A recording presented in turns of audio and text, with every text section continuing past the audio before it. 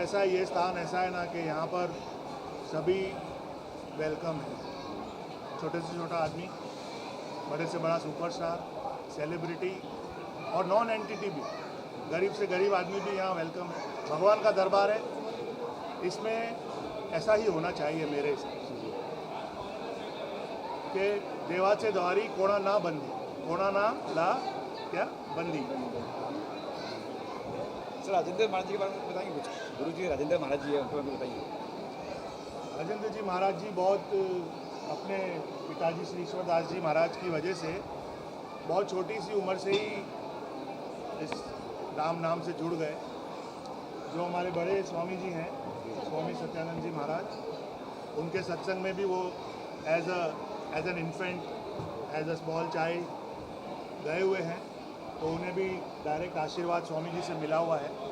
1951 में उनका जन्म हुआ है और 1960 तक या 61 तक स्वामी जी सत्संग करते रहे। तो उस दौरान उन्होंने स्वामी जी के अंडर भी सत्संग अटेंड किया एज अ चाइल्ड। उसके बाद जब ईश्वरदास जी ने सत्संग संभाला यहाँ बम्बई में, तो उन्होंने उनका पूरा साथ दिया। उच्च कोटि के शिक्षित व्यक्ति हैं।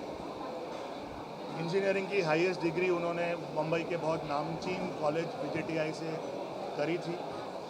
अपने ज़माने के बहुत बड़े इंडस्ट्रियलिस्ट भी रहे। उसके बाद उनके पिताजी के ब्रह्मलीन होने के बाद उन्होंने फिर ये सत्संग संभाला। उस ज़माने में भी ये सत्संग बहुत मीडियम लेवल पे होता था। फिर उन्होंने अपने विजन से, अपनी मेहनत से, अपनी भक्ति से, अपनी ऑरा से इसको और बहुत विशाल रूप दिया और बहुत लोगों का कल्याण हुआ है इस सत्संग से जुड़ने से। और ये सारी जो श्रृंखला है गुरुओं की, ये वाली जो गुरु परंपरा है,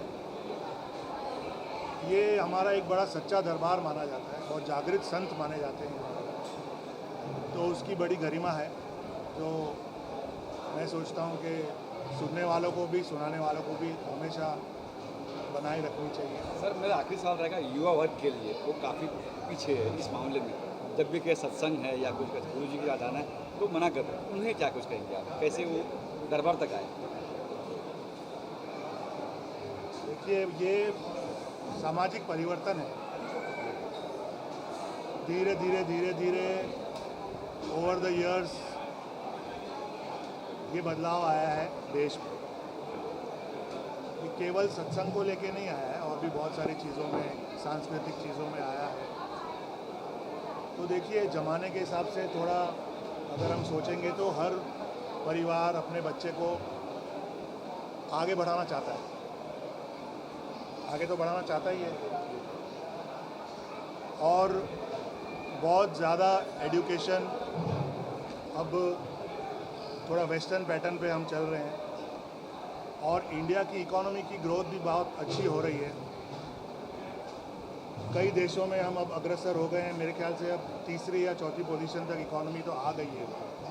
तो वो भी कमाल युवाओं ही किया है, और कोई ज़माने में जो आज वृद्ध हो गए हैं उन्होंने किया जब वो युवा थे, करते आए। ये कंटिन्यूस प्रोसेस है। मेरा अपना खुद का ही एक्सपीरियंस है कि हम लोग भी अच्छे पढ़े लिखे मॉडर्न स्कूलों में, इंग्लिश मीडियम में पढ़े हुए हैं।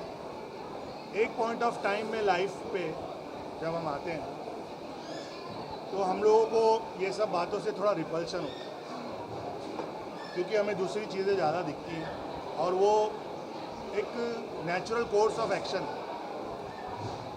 उसमें कोई ज़्यादा अतिशयोक्ति कर देते हैं कि ज़्यादा बोल जाते हैं, और कोई समझदार व्यक्ति हैं जो उनका मन लगे ना लगे ज़बान से ज़्यादा उसका विरोध नहीं करते, बस उनकी प्रेजेंस कभी कभी होती है या फिर नहीं होती, एब्सेंट हो जाते हैं। अब उसके अंदर ऐसा है कि आप चाहो तो मैं काफ़ी लंबा बोल सकता हूँ, क्योंकि ये विषय मैंने खुद एक्सपीरियंस किया, मैं भी उस पीरियड से निकला हूँ। तो एक पीरियड ऑफ बोर्डम होता है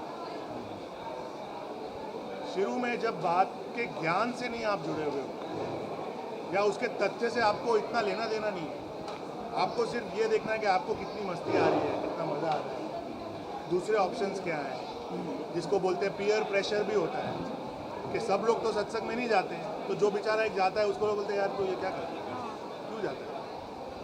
तो उसमें युवा से ज़्यादा उसके परिवार का रोल होता है, माँ बाप का रोल होता है, दादा दादी का रोल होता है, बड़े भाई बहन का रोल होता है कि उस बच्चे को थोड़ा थोड़ा एकदम एक साथ सारी डोज आप नहीं दे सकते, थोड़ा थोड़ा इसे टच में रखें।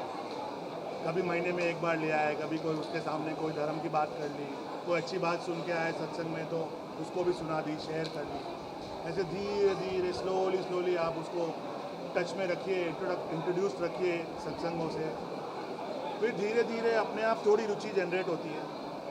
जब आदमी थोड़ा और बड़ा होता है, जवानी के मज़े लेता है, जिसे कहते हैं हम विषय विकार, तो वो भी ज़रूरी है, क्योंकि उसमें से गुजरेगा तो अंधेरे में से गुजरेगा तो उजाले का मतलब समझ में आएगा उसको। अगर उसने जीवन से शुरू से लेके अंत तक उसे केवल उजाला देखा है तो उसकी उतनी इम्पोर्टेंस शायद उसके लिए